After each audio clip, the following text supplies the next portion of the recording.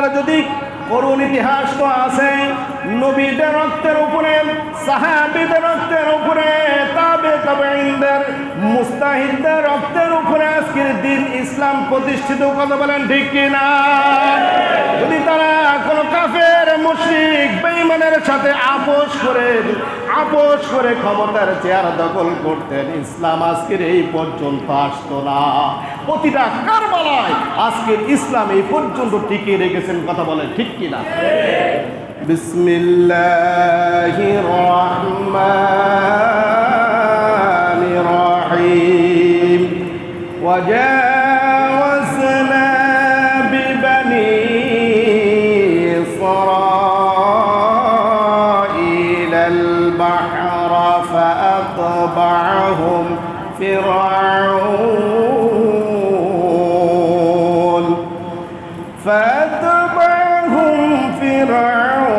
وجنوده بغيا وعدوا حتى إذا أدركه الغرق قال آمنت أنه لا إله إلا الذي آمنت به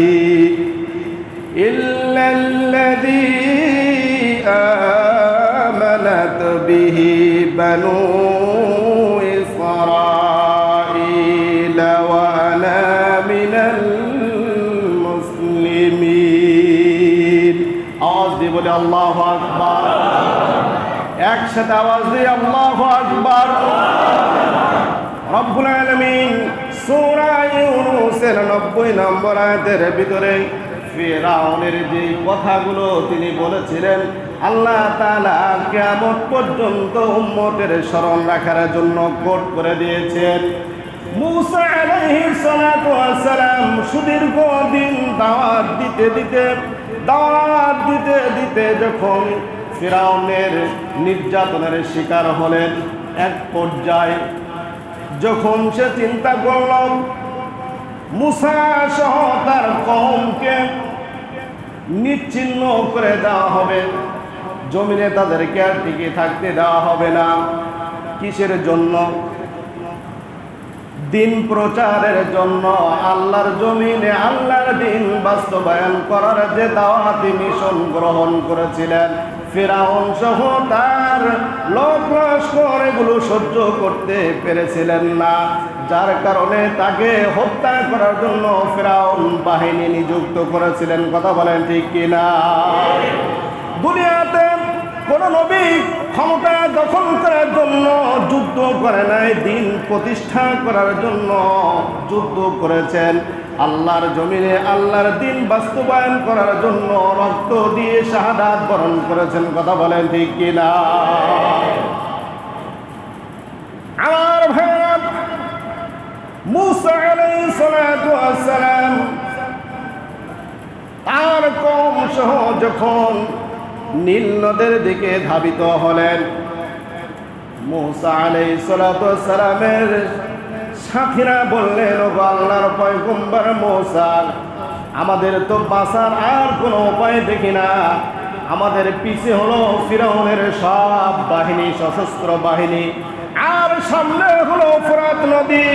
হয় তাদের কাছে আমাদেরকে পিষ্ট হতে হবে, খুন হতে হবে, আর না হয় নীল নদের পানিতে আমাদেরকে ডুবে মরতে হবে। এই ছাড়া তো আমরা কিছু দেখতেছি। মূসা আলাইহিস সালাতু ওয়াস সালাম জলিল কদর একজন নবী, আল্লাহর সাথে সবচেয়ে যিনি বেশি কথা বলেছেন, যার কারণে আল্লাহ রাব্বুল আলামিন এই নবীকে মূসা কালিমুল্লাহ উপাধি দিয়েছেন। বলে সুবহানাল্লাহ। মূসা আলাইহিস সালাতু ওয়াস সালাম আমাদের মতন দুর্বল ইমানের কোনো মানুষ ছিলেন না। তিনি আল্লাহর উপরে পূর্ণ বিশ্বাস রেখেছিলেন। যত বিপদ আসুক না কেন, আল্লাহর পক্ষ থেকে একটা ইশারা আসবেই। সুবহানাল্লাহ। তিনি বললেন, কাল্লা সায়াহদিন, কখনোই নয়, আমরা তাদের হাতে মরব না, নীল নদের পানিতেও আমরা মরব না। অবশ্যই অবশ্যই আল্লাহ রাব্বুল আলামিন আমাদেরকে একটা পথ দেখিয়ে দিবেন, বলে সুবহানাল্লাহ। জিবরাইল আলাইহিস সালাতু ওয়াস সালামকে মুসা নবীর কাছে পাঠালেন আর জানিয়ে দিলেন মুসার কাছে যে হাতের লাঠি আছে, লাঠি দিয়ে বলো নীল দরিয়ায় যেন একটা আঘাত করে। এরপরে তো খেলা শুরু হয়ে যায়। হাতের লাঠি দিয়ে মুসা আলাইহিস সালাতু ওয়াস সালাম নীল দরিয়ায় যখন আঘাত করলেন, দেখে গেলেন একটা নয় দুইটা নয় 12টা রাস্তা নদীর উপর দিয়ে তৈরি হয়ে গেল, বলে সুবহানাল্লাহ। কয়টা রাস্তা? একটা রাস্তা নয় 12টি রাস্তা যখন তৈরি হয়ে গেল, ফিরাউনের সব লোক লস্কর যখন দেখলো আহারে নদী তো নাই, রাস্তা কি ব্যাপার, সব তো নদীর মাঝ দিয়ে পাড়ি দিয়ে নদী পার হয়ে ওপারে চলে যাচ্ছে। ফিরাউন বলল আসলে তো নদী না রাস্তা, ওরা যাচ্ছে, ওরা ওই নদীর রাস্তা পার হতে না হতে আমরা তাদেরকে ধরে ফেলব। মুসা আলাইহিস সালাতু ওয়াস সালামের কওম নিয়ে যখন নদীর ওপারে চলে আসলেন, তারা যখন মাঝ বরাবর, আল্লাহ তাআলা নদীকে হুকুম করলেন মিলেন হয়ে যাও। সব রাস্তা বন্ধ করে টালমাটাল হয়ে গেল নদীর সমুদ্রের পানি, সবাই হাবুডুবু খেয়ে মরতে থাকে। পানির ভিতরে যখন কোনো কুল কিনারা থাকে না, দরিয়ায় তখন কি আর খেয়ে পাওয়া যায়, রক্ষা আছে? ওই সময় ফিরাউন বলেছিলেন আল্লাহ আমি যে অন্যায় করেছি, মুসার কওম সহ মুসা সহ যারা ওই আল্লাহর প্রতি যারা ঈমান এনেছে, আমিও তাদের প্রতি ঈমান আনলাম। আশ্চর্য বিষয় না যে ফিরাউন সারা জীবন মুসার আল্লাহর বিরোধিতা করেছে, আজকে যখন হাবুডুবু হয়ে পানি খেয়ে মরতেছে, ওই সময় সে স্বীকার করতেছে ক্বালা আমানতু, আমি ঈমান এনেছি, আন্নাহু লা ইলাহা ইল্লাল্লাযী আমানাত বিহি, ওই আল্লাহর প্রতি যে আল্লাহর প্রতি তারা ঈমান এনেছে। বানু ইসরাঈল ওয়া আনা মিনাল মুসলিমিন, এবং আমি আত্মসমর্পণ করলাম। কিন্তু তার এই আত্মসমর্পণ করা বড্ড দেরি হয়ে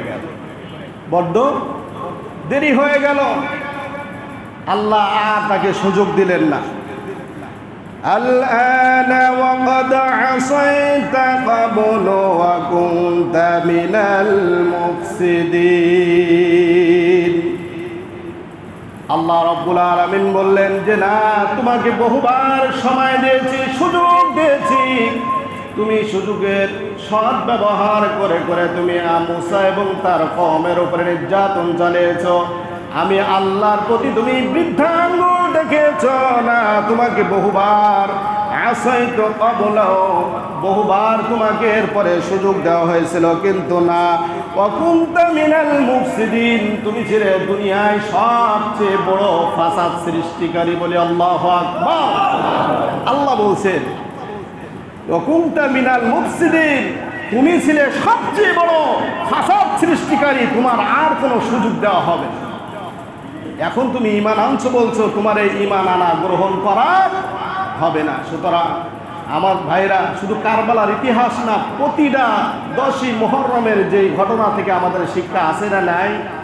আওয়াজ দিয়ে বলেন আছে না নাই?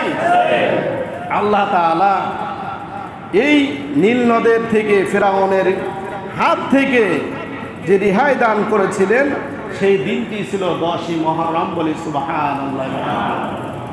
শুধু তাই নয়,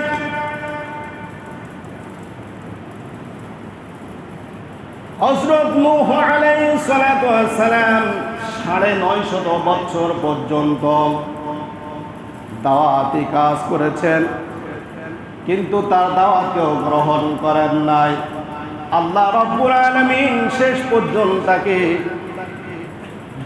জানিয়ে দিলেন, তুমি একটি কিস্তি তৈরি করো, কিস্তির নমুনা কেমন হবে, কেমন করে কিস্তি চলবে, হযরত জিবরাইল আলাইহিস সালাম মারফতে সব জানিয়ে দিলেন।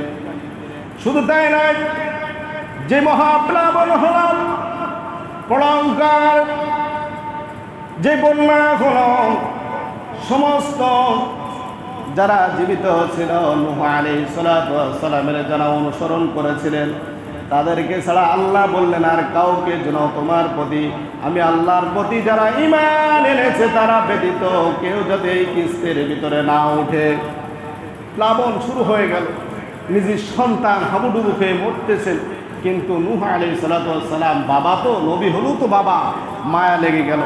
আল্লাহ রাব্বুল আলামিন ডাক দিয়ে বললেন খবরদার নূহ, তোমার ছেলেকে যদি আর একটা বার তুমি ডাক দাও নবুয়তের দপ্তর থেকে তোমার নাম কেটে যাবে। আল্লাহু আকবার।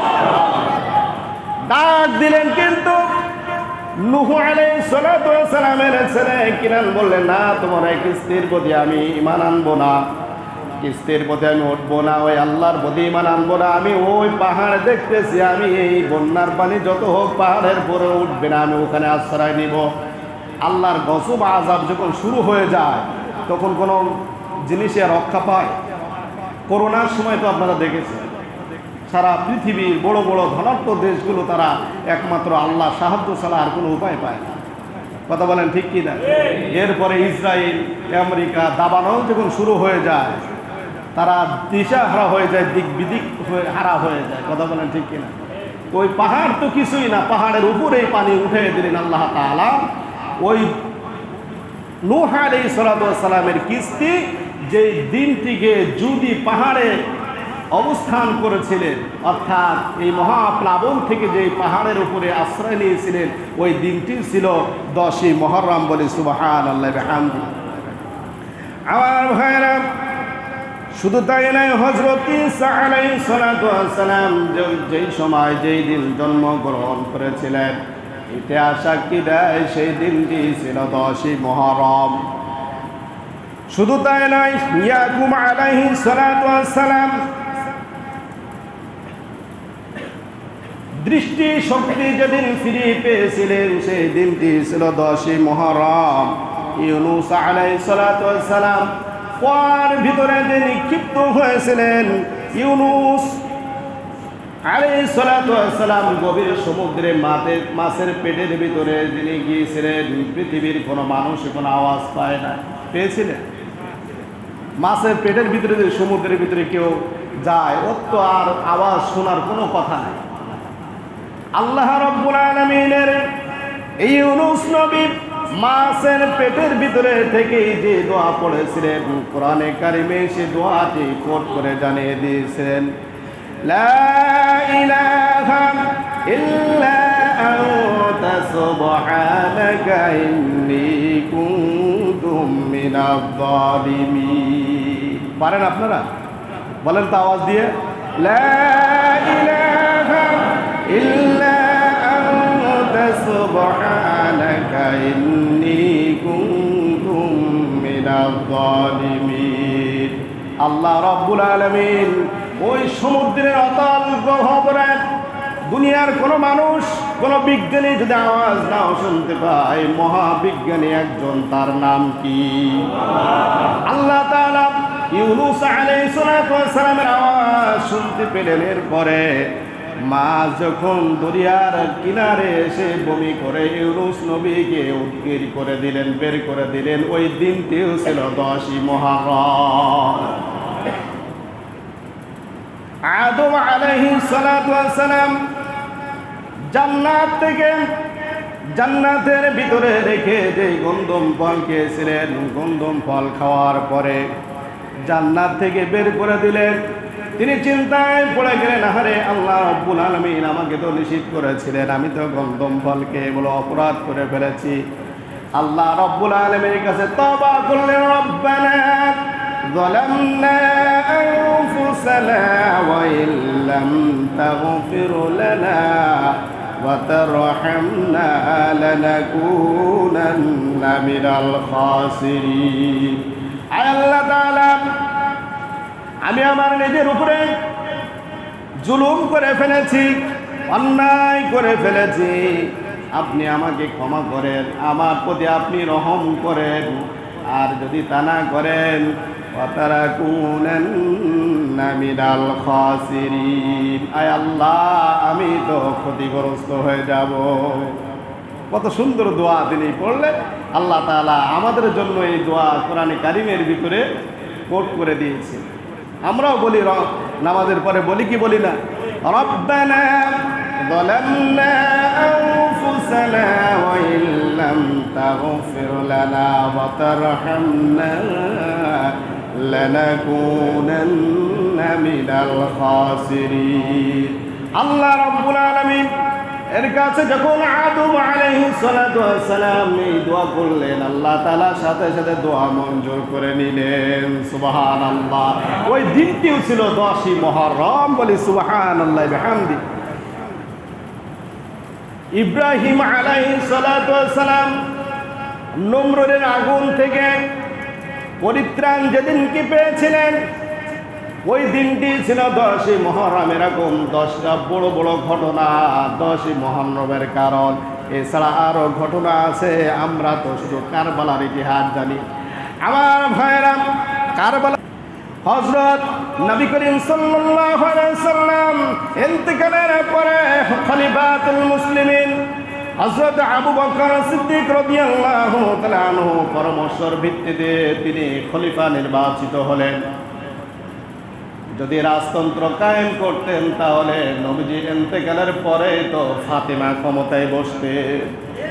আওয়াজ দিয়ে বলে, তিনি যদি চাইতেন যে না, নবুয়ত আমাকে আল্লাহ দান করেছেন, মদিনার প্রেসিডেন্ট হলাম আমি, আমার সবচেয়ে কলিজার টুকরা মা ফাতেমা, আমার চাচা হযরত আলী আছেন, সবাই তো আছেন, আমি তো তাদের কাউকে ক্ষমতায় বসে রেখে যেতে পারতেন। কথা বলেন ঠিক কিনা? না না না, ইসলামে এই ধরনের কোনো সিস্টেম নাই। পরামর্শের ভিত্তিতে, শোরার ভিত্তিতে যাকে যিনি যোগ্য তাকেই নির্বাচিত করা হবে। এটাই হলো ইসলামের সিস্টেম। কথা বলেন ঠিক কিনা? সবাই পরামর্শ দিল, আবু বকর, ওমর, উসমান, আলী সবাই থেকে গ্রহণ করলেন হযরত আবু বকর সিদ্দিক খলিফা হবেন। 2 বছর খেলাফত চালালেন। 2 বছর 6 মাস তিনি খেলাফত চালালেন। এরপরে হযরত ওমর রাদিয়াল্লাহু তাআলা আনহু তিনি 10.5 বছর খেলাফতের দায়িত্ব পালন করলেন। হযরত ওসমান রাদিয়াল্লাহু তাআলা আনহু তিনি 10.5 বছর 12.5 বছর খেলাফত চালালেন। এরপরে হযরত আলী রাদিয়াল্লাহু তাআলা আনহু 4.5 বছর, অর্থাৎ খেলাফতের যুগ 30টি বছর অতিবাহিত হয়েছে।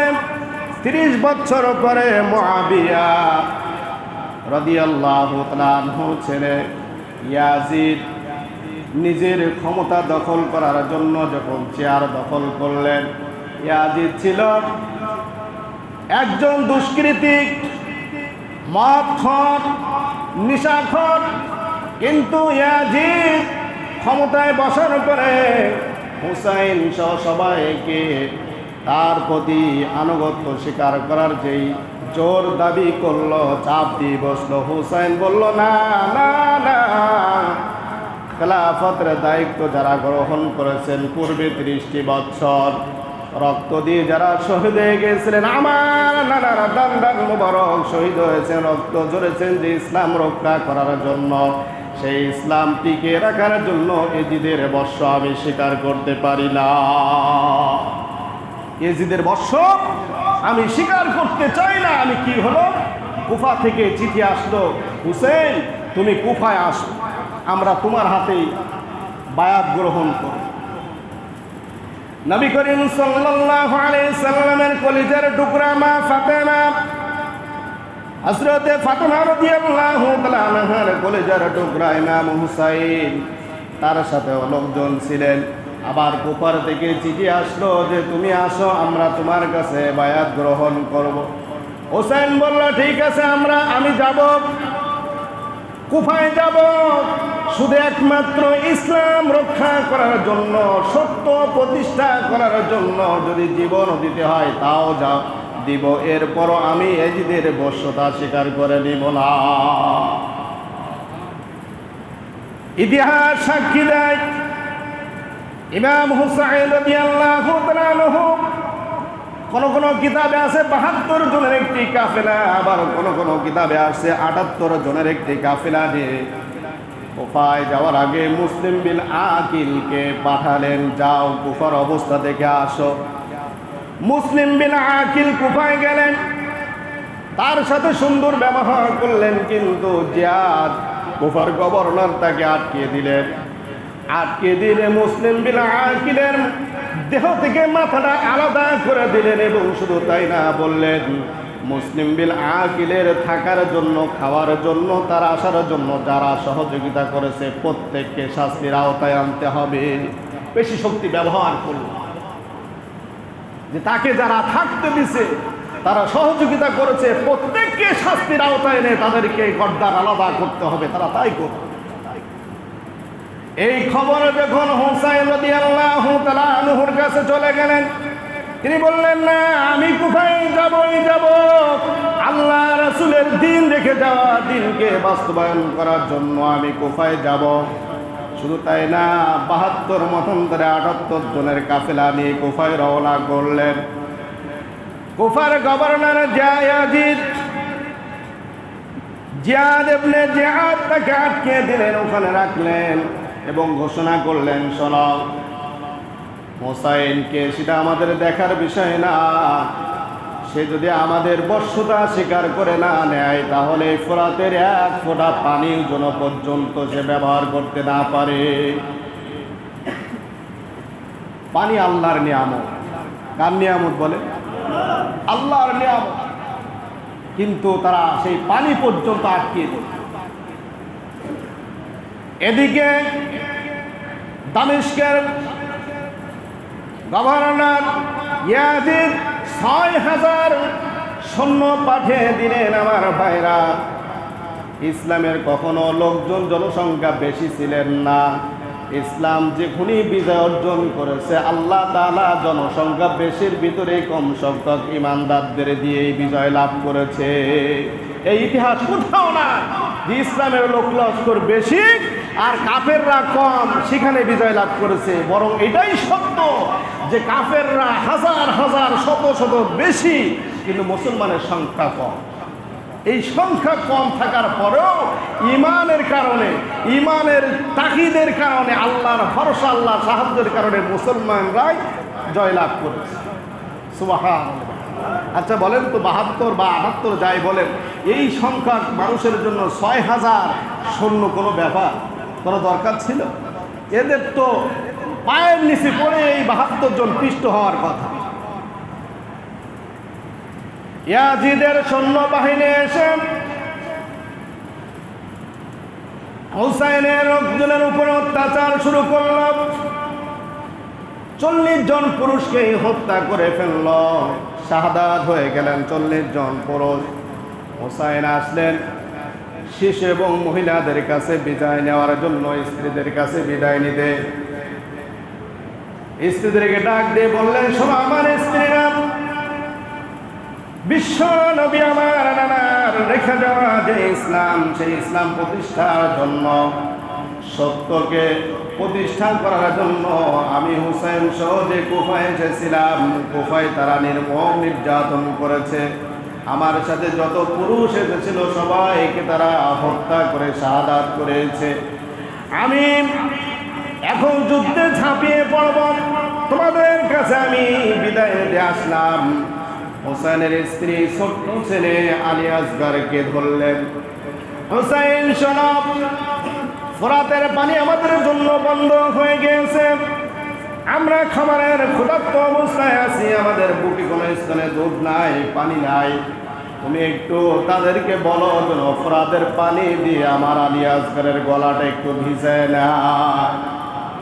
কাঁদতে কাঁদতে গলা শুকিয়ে গিয়েছে। হুসাইন রাদিয়াল্লাহু তাআলা আনহু ছেলেটাকে উঁচু করে ধরে ইয়াজিদের বাহিনীর কাছে বললেন, আমার নানার উম্মতেরা, দেখো তোমরা কার দিকে তীর নিক্ষেপ করছো। নবীর আওলাদ, আমার কলিজার টুকরা সন্তান আলী আসগরকে একটু পানি দাও। ইয়াজিদের সৈন্য বাহিনীর এই কথা তাদের হৃদয়ে কোনো স্পর্শ করলো না। বিষাক্ত তীর মারলেন, ইয়াজিদের বুক ভেদ হয়ে পিছন দিক থেকে বেরিয়ে গেলেন। আল্লাহু আকবার। তাদের বুক কাঁপলো না। হুসাইন রাদিয়াল্লাহু তাআলা আনহু রক্ত মাখা হাত শরীরে, মাথা, মুখের ভিতরে মাখতেছেন আর বলতেছেন, আজকের আমার নানাজির রেখে দেওয়া দিনের কারণে আজকে আমার ছেলে রক্তাক্ত হয়েছেন। বলে সুবহানাল্লাহ। আমার ভাইরা, যদি হুসাইন রাদিয়াল্লাহু তাআলা আনহু আজকে ইয়াজিদের বর্ষতা স্বীকার করে নিতেন, তার কলিজার টুকরা ছেলেকে হত্যা করতো না, তার সাথে তার লোক লস্করকে, তার সাহাবীদেরকে, তার বন্ধুদের, সহচরদেরকে হত্যা হতে হতো না। এরপরে হুসাইন রাদিয়াল্লাহু তাআলা আনহু নিজেই যুদ্ধের ময়দানে ঝাঁপিয়ে পড়লেন, অনেকগুলো কাফেরকে তিনি হত্যা করে এরপরে যখন সে বন্দী হয়ে গেলেন, ইয়াজিদের বাহিনী কি করলেন, ধড় থেকে মাথাটা আলাদা করে কেটে ফেললেন। আল্লাহু আকবার। ইমাম হুসাইন রাদিয়াল্লাহু তাআলা আনহু নবীজির এত মহব্বতের নাতি, মাথাটা ঘোড়ার পায়ের সাথে বেঁধে টানতে টানতে ইয়াজিদের পায়ের কাছে নিয়ে এসে প্লেটের ভিতরে দিয়ে রাখছেন। নাউজুবিল্লাহ। হযরত উম্মে সালমা রাদিয়াল্লাহু তাআলা আনহা বলেন, 10ই মুহররমে যখন এই ঘটনা সংঘটিত হলো, পরের দিন 11ই মুহররম উম্মাহাতুল মুমিনিন সালমা রাদিয়াল্লাহু তাআলা আনহা কান্না করছেন। আশেপাশের মহিলারা এসে জিজ্ঞাসা করলেন, ওগো আমিরুল মুমিনিন আম্মা জান, উম্মে সালমা আপনি কান্না করছেন কেন? তিনি বললেন, আমি রাতের বেলায় স্বপ্ন দেখেছি নবীজি আমার কাছে আসলেন।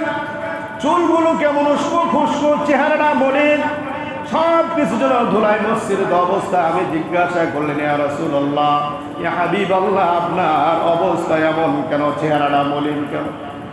আমাকে বললেন, ওগো সালমা শোনো, আমি দেখতে পেলাম ফ্রতের তীরে কারবালার প্রান্তরে ইয়াজিদ বাহিনী আমার হুসাইনের সাথে যে দুর্ব্যবহার করেছে, আমি রাসূল সহ্য করতে পারি না। আজকে কারবালার ইতিহাস শুনতে বড় মন চায়, মন করে আনন্দ লাগে না, না আনন্দের কোনো বিষয় না। আজকে ইমাম হুসাইন রাদিয়াল্লাহু তাআলা আনহুর শাহাদাতের বিনিময়ে আমরা আজকে ইসলাম পেয়েছি। কথা বলো ঠিক কিনা? আজকের এই রক্তের উপরে টিকে আছে কারবালা, রক্তের উপরে টিকে আছে ইসলাম। আজও পর্যন্ত রক্তের বিনিময়ে দিন প্রতিষ্ঠিত আছে। কথা বলে ঠিক কিনা? এই কুরবানি, শাহাদাত, ইমানি ত্যাগ যদি আমাদের না থাকে, দিন ইসলাম থাকবে।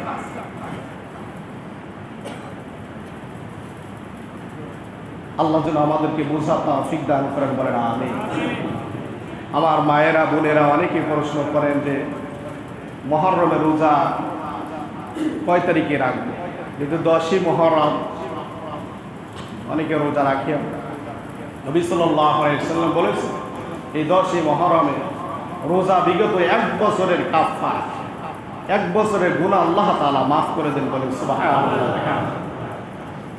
আমরা যারা রোজা রাখবো, হয় শনিবার অথবা রবিবার, আগামী শনিবার অথবা রবিবার, না হয় রবিবার অথবা সোমবার, শনি অথবা রবি, অথবা রবি অথবা সোম, মাঝখানে রবিবার রাখবো, যাতে আমরা 2টা রাখতে পারি ইনশাআল্লাহ। আল্লাহ যেন আমাদেরকে বুঝে আমল করার।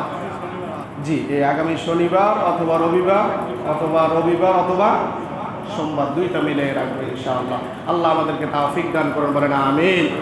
আমার ভাইরা, পবিত্র জুমার দিন, জানি বেতন পান নাই অনেক, ব্যক্তিগুলোতে বেতন হয় না। আপনারা বেতন হওয়ার পরে অনেকে অনেক সহযোগিতা করে।